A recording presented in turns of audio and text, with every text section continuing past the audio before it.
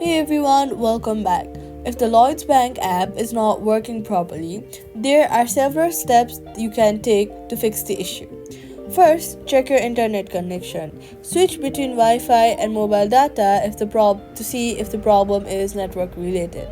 Next, swipe up from the bottom of your screen, look for the app and swipe it away completely.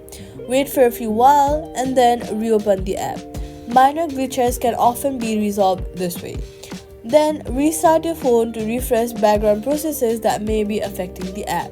Next, head over to your app store and then search for the Lloyds app and then make sure that you've updated the app to the latest version. Updating your app ensures you have all the latest files and bug fixes, so always make sure to update it. Next, if the app still does not work, long press on the app icon, remove app, then delete the app. After deleting it, go to the app store again and then make sure to download it again, and then after reinstalling, log in again and check if the issue is resolved or not, and that's it. Subscribe for more quick fixes.